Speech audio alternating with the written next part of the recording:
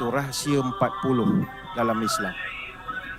Sebab itu orang yang sudah mencapai usia 40, kalau dia melihat balik kepada kehidupannya selama ini, banyak nikmat yang Allah kurniakan kepada dia. Kalau kita nak umpamakan kita ini sebagai manusia lah umur 40. Sebab itu Allah Ta'ala dalam Quran mengajarkan bahawa bila seorang itu mencecah usianya 40 tahun, maka hendaklah dia membacakan doa yang Allah sebutkan dalam surah Al-Ahqaf ayat yang ke-15. Hatta idza balagha ashuddahu wa balagha 40 sanah qala rabbi auzi'ni an ashkura ni'mataka allati an'amta alayya wa ala walidayya wa an a'mala salihan tardahu wa aslih li fi dhurriyyati inni tubtu ilaika wa inni minal muslimin. Apabila telah dewasa dan usianya sampai 40 tahun, maka dia berdoa, ya Tuhanku, tunjukkan aku jalan untuk syukur kepada nikmat-Mu yang Kau telah berikan kepadaku dan kepada ibu bapaku, supaya aku dapat terus berbuat amal soleh yang Engkau redai. Berilah kebaikan kepada aku dan anak cucuku. Sesungguhnya aku bertaubat kepadamu dan aku adalah orang-orang Muslim. Surah Al-Ahqaf ayat yang ke-15. Jadi umur 40 ni begitu istimewa sekali. Apa istimewanya 40 ini? Secara umum tidak ada nas yang menyebutkan keistimewaan 40 ini. Cuma apa yang pasti angka 40 melambangkan kematangan. Sebab itu majoriti nabi-nabi dilantik pada usia 40 tahun. Kecuali 2 nabi saja yang muda dilantik, iaitu Nabi Isa dan Nabi Yahya. Adapun 100,000 nabi yang lain, majoritinya adalah usia 40 tahun. Dan kebiasaannya kita mengukur kematangan seseorang adalah umur 40 tahun. Sebab itu banyak daripada negara-negara di dunia menetapkan untuk orang-orang yang menduduki jabatan-jabatan atau jabatan-jabatan elit seperti ketua negara, panglima-panglima tertentu, disyaratkan bakal calon tak boleh kurang daripada 40 tahun. Sama juga sekarang dah ada peraturan yang agak ketat, setengah negeri meletakkan syarat 40 tahun untuk kelayakan menerima datukship. Sama ada federal ataupun state. Dulu tak kisah, sekarang ni dah ada satu peraturan. Dan kita sendiri sebagai masyarakat mengakui bahawa prestasi seorang itu berada pada tahap yang pinnacle-nya ataupun dia punya tahap zenithnya ada ketika usianya 40 tahun. Sebab itulah Presiden Soekarno jadi presiden umur 44. Presiden Soeharto jadi presiden umur 46. JF Kennedy jadi presiden Amerika 44 tahun. Bill Clinton jadi presiden Amerika umur 46 tahun. Paul Keating jadi Perdana Menteri umur 47. Tony Blair jadi Perdana Menteri umur 44. Dia orang putih dipanggil life begin at 40. Life begin at 40. Iaitu satu kata-kata yang dikarang oleh Walter B. Pitkin. Dia buat satu buku tahun 1932. Panjanglah huraiannya. Why 40? Kenapa 40? Dan angka 40 ini diiktiraf oleh masyarakat barat sebagai permulaan sebuah kehidupan. Sebab itu dalam Bible, 40 ini disebut sebanyak 149 kali. Dia simbolik kepada orang yang berada dalam penantian, persiapan dan bersedia menerima hukum-hukum. Bagi kita pun orang Islam, kalau umur 40 dah mula jadi baik, maka insya-Allah dia akan kekal baik sampai mati. Kalau umur 40 masih tak kerti bahasa, dia tak kerti bahasa lah sampai mati. 40 penentuan dia. Dan ulama' berpendapat biasanya orang yang sudah berumur 40 tahun ini, jika masih terus tidak berubah dengan kemungkaran, dia akan kekal dengan perangai itu. Allah Ta'ala yang saya sebutkan tadi, surah Al-Ahqaf ayat 15 menyebut, manusia ni hatta idza balagha ashuddahu wa balagha 40 sanah, bila dia sampai tahap umurnya 40, kebiasaannya dia akan mengucapkan doa yang kita bacakan tadi. Kalau tengok surah-surah yang lain, banyak ada yang menyebutkan 40 ni dalam bentuk-bentuk yang berbeza. Contohnya, wa iz wa'adna Musa 40 lailah thumma takhastumul ijla min ba'dih wa antum zalimun. Dan kenangkanlah ketika kami berjanji kepada Nabi Musa untuk memberi Taurat kepadanya selepas dia bersiap selama 40 malam. Perkataan 40 digunakan oleh Allah. Lepas itu kalau kita tanya kenapa 40, secara umumnya belum ada kajian yang dibuat untuk menyingkap rahsia 40 dalam Al-Quran. Namun kalau kita melihat pandangan daripada para ulama tasawuf, mereka mengatakan 40 ini sama ada 40 hari atau 40 malam adalah tempoh yang sesuai untuk seorang nak bersihkan diri dia. Nak membersihkan fizikal, jasmani, rohani, emosi. 40 hari. Tanya orang diet Atkins ke, detox ke, vegan ke apa saja, 40 hari cantik lah. Metabolisme kita yang 40 ke atas ni, 40 hari lah. Zaman muda mungkin 20 hari boleh kurus. Tak boleh lah umur sekarang ni. 40 hari okey, insya-Allah. Mana kalau 40 hari diet tak kurus-kurus, tuan-tuan makan je lah. Tak ada lah, memang habis dah tu. Sebab itu Allah Ta'ala menyebutkan banyak perkataan 40 ni dalam Quran. Apabila bercerita tentang kebaikan, angka 40 ni selalu digunakan. Sebab itu setengah ulama mengatakan bahawa manusia mencapai tahap kesempurnaan ketika berusia 33 tahun dan mereka akan mengekalkan tahap sempurna itu sampai umur 40. Sama ada 40 tidak drop atau terus naik saja. Ascending, descending. Kalau dia turun, dia naik.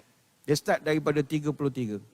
Sebab itu Ibn Qayyim Al-Jauziyah ketika menguraikan tentang usia manusia, dia klasifikasikan usia manusia ni kepada 4 tempoh. Pertama kanak-kanak sejak daripada lahir sampai akil balik.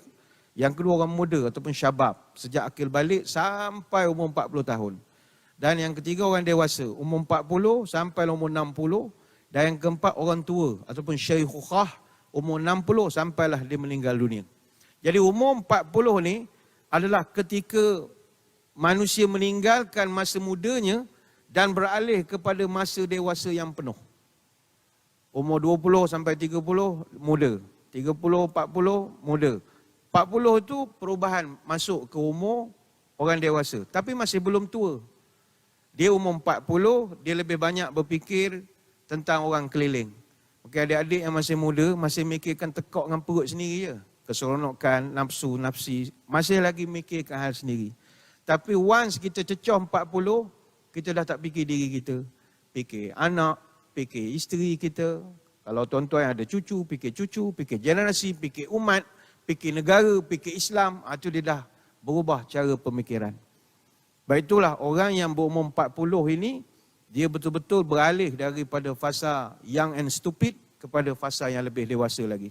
Lepas itu kata Abdullah bin Abbas, barang siapa capai usia 40 tahun dan kebajikannya, amal kebajikannya tidak mantap dan dia tak dapat membuang lagi amal keburukannya, maka hendaklah dia bersiap-siaplah masuk neraka, kata Ibn Abbas. Lepas itu ada satu perkongsian menarik tentang rahsia umur 40 ni. Ini bukan kita cerita masjid je 40, manusia umur 40 pun ada. Penemuan ilmiah yang terbaru menunjukkan bahawa perkembangan otak manusia ni dia tidak sempurna kecuali dia berada di sekitar umur 40 tahun. Mana adik-adik yang masih umur 30 lebih, janganlah rasa cerdik sangat. Belum lagi tu. Kita rasa kita cerdik. Mungkin kita postgrad, ada PhD, ada master sebagainya. Belum lagi. 40 ni umur wisdom. Wisdom ni bukan brilliant. Dia bukan kecerdikan. Wisdom ni bijaksana, orang ada hikmah. 40 ni hikmah. Sebab itulah bila Allah Ta'ala sebut dalam surah Al-Ahqaf, menentukan batasan usia 40 sebagai usia kesempurnaan. Physical, mental, tahap puncak kematangan. Cuma bagi orang yang berfikir secara kritis, dia akan mengatakan bahawa adakah Ustaz terdapat sebarang fakta saintifik untuk menguatkan kebenaran firman Allah dalam masalah mengatakan 40 ni adalah tempoh yang paling top seorang manusia itu. Perlu kita bincangkan juga, seluruh dunia saintis menyatakan bahawa kesempurnaan pertumbuhan otak manusia dia terjadi usia kita kira-kira 20-an. Dan ini telah banyak dijalankan uji kaji oleh para saintis. Akan tetapi ada satu research yang terbaru yang menegaskan bahawa perkembangan otak manusia dia akan terus berkembang sehinggalah usia dia itu sampai umur 40. Dan ini benar-benar bersesuaian dengan apa yang disebutkan dalam Al-Quran. Saintis mengatakan brain only fully matures in middle age. Dan ini ada pernah satu artikel dikeluarkan oleh akhbar Telegraph. Dia terbitkan satu artikel, brain only fully matures in middle age. Maksudnya lebih kurang perkembangan otak itu dia akan terus berjalan sampailah kita di pertengahan umur. Dalam artikel itu disebutkan bahawa ada orang mengira bahawa kita akan matang sepenuhnya dari segi berfikir bila umur 21 tahun. Tetapi harus diingatkan bahawa ada bukti menunjukkan bahawa otak kita tidak akan berhenti berkembang.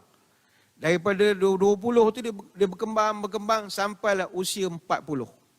Yang inilah dipanggil sebagai penemuan oleh para saintis. Mereka menggunakan sejenis alat yang dinamakan alat scan fMRI, Functional Magnetic Resonance.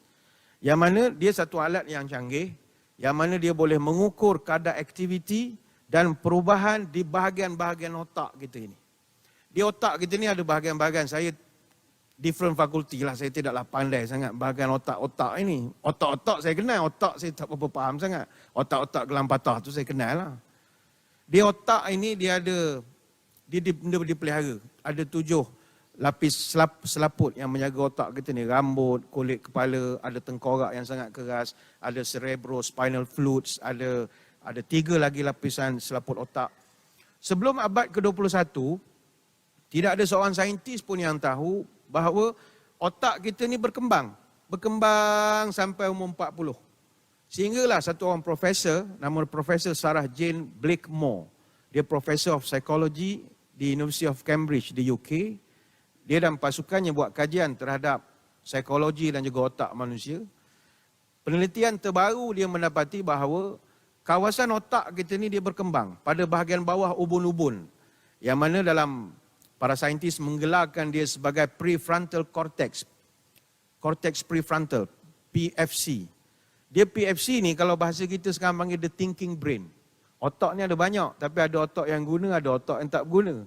The thinking brain ini, kata dia. Jadi kawasan ini paling mustahak untuk nak buat keputusan. The thinking brain. Dan dia begitu matang sekali ketika usianya 40. Bawah pada tu dia tak berapa masak ranum lagi. Lepas tu adik-adik yang umur 20, 30, dia punya thinking brain belum 100%. Belum 100% lagi. Umur 40, dia akan menjadikan kita lebih matang dalam membuat keputusan, dalam kita berinteraksi secara sosial, untuk fungsi-fungsi peribadi kita terhadap orang lain, untuk nak buat planning, tingkah laku, memahami perbezaan dengan orang lain. Jadi dia akan matang betul pada usia 40. Dan bahagian otak inilah, PFC ini, yang membezakan kita dengan makhluk lain. The thinking brain ini. Baik tu orang tua dulu sebut, 4 put, 1 cupak, 4 cupak, 1 gantang. Kalau hidup tak guna otak, makna lebih teruk daripada binatang. Bukan otak-otak, rupanya PFC, prefrontal cortex. Dalam bahasa kita sekarang dipanggil ubun-ubun lah. Mudah cerita ubun-ubun. Orang Melayu dia kenal ubun-ubun. Sebab itu kalau kita tengok dalam Al-Quran, Allah Ta'ala menekankan begitu pentingnya ubun-ubun nasiyah ini dipanggil. Contohnya ketika Allah bercerita tentang percakapan Nabi Daud alaihissalam. Ketika Nabi Daud berbicara dengan kaumnya, Inni tawakkaltu ala Allahi Rabbi wa Rabbikum ma min dabatin illa huwa akhidhun binasiyatiha. Inna Rabbi ala siratim mustaqim.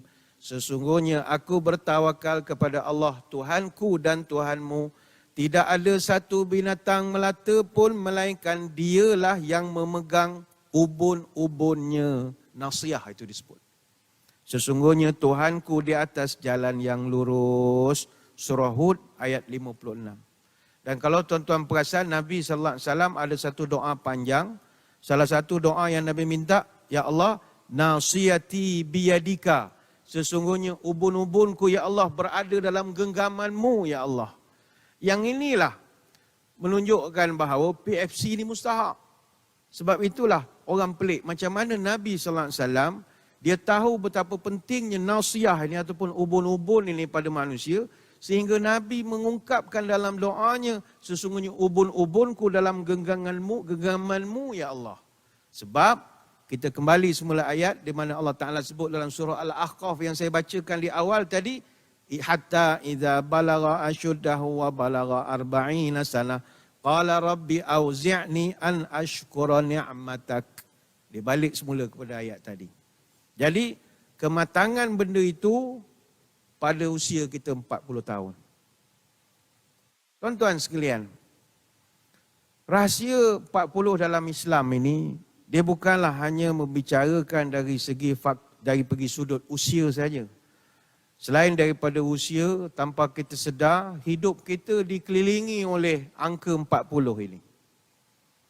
Ada satu restoran dekat dengan jalan Air Hitam Yompeng, restoran kari kambing 40 hari. Kita pun heran, berapa pula dia buat kari kambing 40 hari. Orang jemaah tabligh, mereka kalau keluar, mereka suka nombor 40. Sama ada keluar 3 hari, 40 hari atau 4 bulan. Lepas kalau orang tabligh, kawan-kawan rasa, engkau masuk tabligh? Tak masuk tabligh. Habis tu, aku keluar tabligh. Tabligh kan pergi keluar, bukannya masuk, kata dia. Keluar 40 hari. Dan kebetulan pula di negara kita, pembahagian pendapatan isi rumah paling bawah B40. Saya pun tak tahu mengapa minat nombor 40. Ada tasawuf jugalah agaknya B40 ni. Tapi saya peringatkan, walaupun tajuk kita malam ni rahsia 40 dalam Islam. Ketika saya diberi tajuk ini oleh pihak penganjur, saya tak berapa gemar sangat. Sebab saya tak tahu tuan-tuan nak sambut usia 40 tahun. Saya ingatkan saja nak mengada-ngada, nak belajar tentang sebenarnya kita orang Islam, kita bukan golongan, dia panggil numerolog. Numerolog ni orang yang taksub dengan angka. Agama kita tak ajar begitu. Kan orang kita ada yang jenis-jenis tertentu, dia obses dengan numbers. Nombor plate tertentu, ada ong, tak ada. Kita bukan orang Islam, bukan cara begitu. Kita apa nombor, kita tak ada masalah. Rakan-rakan kita penganut agama lain tu adalah, dia ada feng-shui dia. Nombor 4 ni tak boleh. Ayah mati. Oh, saya banyak mati. Coy, kata dia. Ada kawan saya, nombor plate kereta dia, CB apa? 4444. Dia pergi nak buat tinted. Tokek Cina tengok, hayya 4 kali mati. 4. Dia takut betul ke nombor 4 ni. Janganlah tuan-tuan bertakut juga. Teruk feng-shui pula dah. Tak. Kan kalau setengah bangunan bukan milik kita, tingkat 4 tak ada, 3B, 3A, tak kan ni. G, tingkat 1, 2, 3, 3A. Takut betul dia nombor 4. Jangan orang kita berjangkit dengan benda tu dah lah. Jadi bila tokek tu, ayah 4 kali mati. Kawan saya jawab, mu bodoh. Orang itu. Ni bukan mati, ini orang kaya mah. Apa pasal kaya? Nombor 4 kan macam orang sila panggung. Duduk kaki atas lutut. Ini orang kaya mah. Oh betul juga. Dia kata ada betul. 4 kali kaya. Ada setengah takut nombor 13. Ada orang rasa kalau nombor. Ni penganut agama lain. Lakum dinukum waliyadin. Kita tak ada masalah. Ini kita cerita orang kita pula dah mengikut perangai itu. Ada yang nombor kereta dia bidding jugalah. Macam mana nak dapatkan nombor 9, nombor 8. 777, ala ong dia kata. Tanya orang Islam, orang Melayu, kenapa nombor plate ni? Contoh, takut ada kawan kecil hati pula terus bangun balik. Macam kan? Plate 777. Tanya, lawa bang nombor, berapa rega? Dia sebutlah mahal lah. Apa saya pilih 77? Ini 777 Ustaz. Apa saya 3 lain? Tak. 7 petala langit, 7 petala bumi. Dia ada huraian ni juga. Ada 99, ini 99 nama Allah. Ada top 40. Saya ingin tegaskan bahawa kita sebagai Muslim, kita bukan golongan numerolog. Tak ada kena-mengena. Kita tidak taksub dengan angka. Tidak kita nafikan banyak perkara dalam Islam ni dikaitkan dengan permainan angka. Kita tak menafikan. Contohnya ada dirungkai dengan begitu ilmiah sekali oleh Dr. Rashid Khalifah. Menerusi bukunya Teori Kod 19. Itu kalau tuan-tuan rajin baca, ada dia garap dalam buku dia, The Miracle of Quran, Significance of the Mysterious Alphabets. Bagi orang yang tak ada kerja, suka baca benda-benda macam tu. Tapi, majoriti para ulama tidak bersetuju dengan teori ini. Sebab, Islam bukan agama yang berfalsafah dengan angka. Untung nasib kita tak ada kena dengan nombor. Tidak ada kaitan dengan tarikh tertentu. No such thing. Sebab dalam Islam, tiap-tiap hari adalah hari yang mulia. Tiap-tiap hari itu bagus. Cuma dalam hari-hari yang bagus, ada hari yang paling bagus. Itu saja. Contoh, hari Jumaat. Itu hari yang paling bagus. Ada momen paling bagus. Jadi tak ada hari malang. Oh, kalau pakai nombor ni hari-hari akan jadi ong. Tak ada. Itu bagi kita. Cuma kalau kita nak bahaskan dari segi general knowledge lah malam ni. Kenapa 40 ni signifikan dengan Islam? Perbahasan ulama berkaitan angka 40 ni begitu panjang dan menarik kalau kita nak angkat sebagai satu knowledge. Bahkan perbahasan tentang kenapa banyak perkataan 40 dalam Quran dan hadis ini masih belum dapat dirungkai. Why? Masih lagi belum. Cuma menarik kalau kita tengok. Contoh, saya bawa contoh. Kisah Nabi Musa AS yang disyaratkan untuk berpuasa selama 30 hari pada bulan Zulkaidah. Pada mulanya Nabi Musa dia kena lockdown, PKPD, dia kena lockdown. Di Tur Sina, dia kena puasa selama 30 malam. Tetapi oleh kerana Nabi Musa dia ada buat sedikit saja kesilapan, maka dia telah ditambah lagi lockdown 10 malam lagi.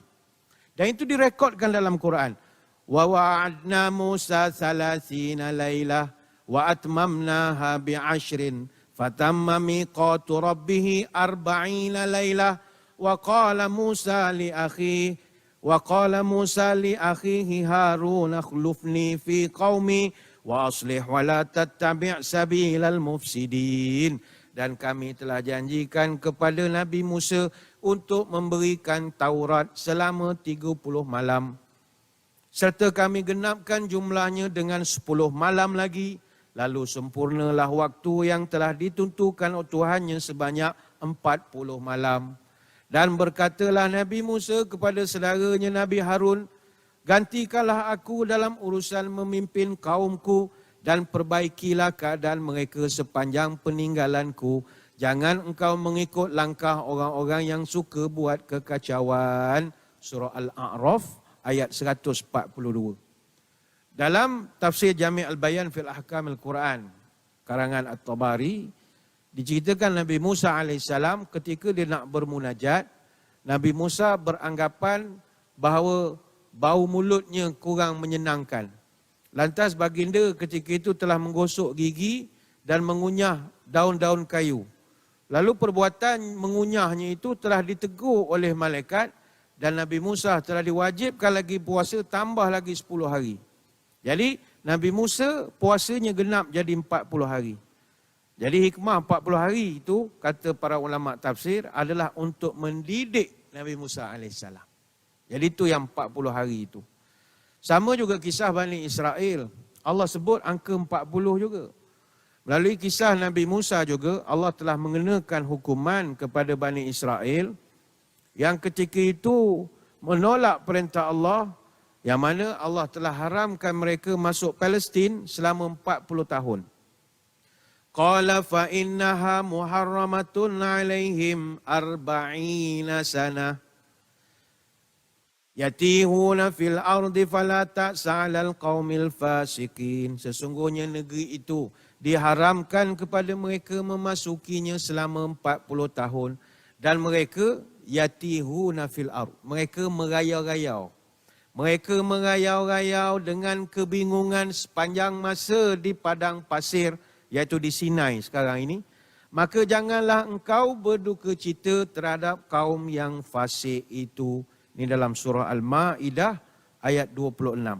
Jadi selama 40 tahun itu mereka berkeliaran tanpa tempat disebabkan Allah sesatkan mereka di padang pasir.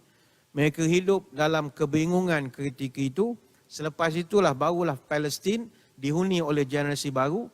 Jadi kisah-kisah ini menunjukkan bahawa hikmah angka 40 tahun itu adalah sesuai untuk pembinaan satu generasi baru. Itu dia punya tafsir dia. Kita read between the lines. Dia bukan hanya cerita orang sesat 40 tahun. Orang atheist, orang yang tak suka agama, dia gelak je ayat ni. Dia kata, sesat juga Sinai dengan Israel. Google Map berapa kilometer je dia gunakan Google Map. Memang dekat je. Tapi kita Quran ni banyak cerita yang perlu dilihat, read between the lines. Dia soal pembinaan generasi 40 tahun. Selain itu juga kalau kita melihat dari sudut pembinaan dan juga perkembangan janin, juga kita dapat lihat bagaimana Allah menjadikan angka 40 juga. 40 hari pertama janin berbentuk nutfah. 40 hari kedua berbentuk gumpalan darah. 40 hari berikutnya menjadi segumpal daging sebelum ditiupkan roh. Itu disebutkan inna ahadakum yujma'u khalquhu fi batni ummihi 40 yawman nutfah thumma yakunu 'alaqatan mithla dhalik thumma yakunu mudghatan mithla dhalik thumma yursalu ilaihi al-malaku fayanfukhu fihi ruh wa yu'maru bi 4 kalimat bi katbi rizqih wa ajalih wa amalih wa syaqiyyin am sa'id. Nabi sebut sesungguhnya setiap orang akan dikumpulkan kejadiannya dalam rahim ibunya berupa nutfah dalam bentuk sperma. Kemudian dia menjadi segumpal darah selama itu 40 hari juga. Kemudian dia menjadi daging selama 40 hari juga. Kemudian diutuskanlah malaikat untuk meniupkan roh padanya dan ketika itu akan dicatatkan kepadanya 4 perkara. Pertama, bila mati dia. Yang kedua, pekerjaan dia, takdirnya sama ada dia bahagia ataupun derita. Termasuklah rezeki dia. Ini hadis riwayat Imam Muslim. Jadi hikmahnya adalah 40 hari ini cukup untuk kematangan sesuatu benda. 40 hari itu kematangan untuk proses perubahan yang seterusnya. Iaitu yang orang tabligh keluar 40 hari. Orang tasawuf dia tarikat berkhalwat 40 hari. Sebab kita pun proses daripada satu fasa ke satu fasa 40. Sama juga macam kita pergi haji. Kita berhaji ataupun kita pergi ke Mekah lah senang cerita. Kebiasaannya orang yang pergi menunaikan haji akan mengambil masa lebih kurang 40 hari. Kalau kapal terbang delay pun pergilah 50 hari. Itu pun kalau delay. Biasa 45 hari. Mungkin ada yang kata, oh Ustaz ada jiran saya Tan Sri itu sebelah hari. Itu package. Yang 44 hari ni ikut muasasah 44 hari. Kenapa lama? Sebab proses kematangan. Maknanya itu tujuan dia. Kalau pergi haji 3 hari tuan-tuan, dia tak berbekas. Haji ni mana saya haji 5 hari je. Orang kaya-kaya boleh pakai private jet je pergi. Tak ada masalah. Tapi pendidikan tak sampai. Ini jenis kalau tiap-tiap tahun pergi haji pun tak ada kesan. Masa di Mekah hari-hari pergi Masjidil Haram, balik Malaysia haram pergi masjid.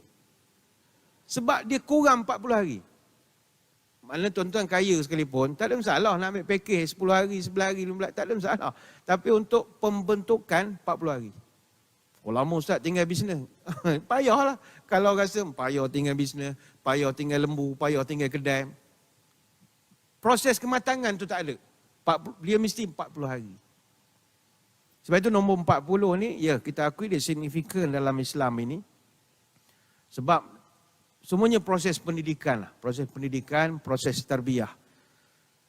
Dalam Al-Quran, ada lagi beberapa ayat yang lain. Sebagai contoh, dalam surah Al-Baqarah ayat 51. Allah menceritakan tentang Nabi Musa. Wa idza wa'adna Musa 40 lailah tsumma takhaztum ijlan min ba'dihi wa antum zalimun. Allah janji dengan Nabi Musa untuk beri dia dalam masa 40 malam kitab Taurat. Artinya proses pendidikan itu. Proses pengajian dia 40 malam. Dalam hadis begitu banyak hadis-hadis Nabi tentang 40 ni dalam tema yang pelbagai. Contohnya kita lihat di dalam hadis solat jenazah. Solat jenazah minimum 40. Minimum. Ma min rajulin muslimin yamutu fayaqumu ala janazatihi 40 rajulan la yusyrikuna billahi syai'a illa syafa'ahumullahu fihi. Mana-mana orang yang meninggal, lalu jenazahnya disolatkan oleh berapa orang? 40 orang. Nabi sebut 40. Dan orang itu pula tidak menyengutukan Allah. Maka Allah akan beri syafaat kepada jenazah itu. Ini hadis riwayat Imam Muslim. Minimum 40. Jangan kurang. Kalau kurang, tak apa syok. Dan jangan ngam-ngam 40. Ada hadis lain menyebut 100. Sebab Nabi letakkan syarat 40 yang tidak syirik pada Allah.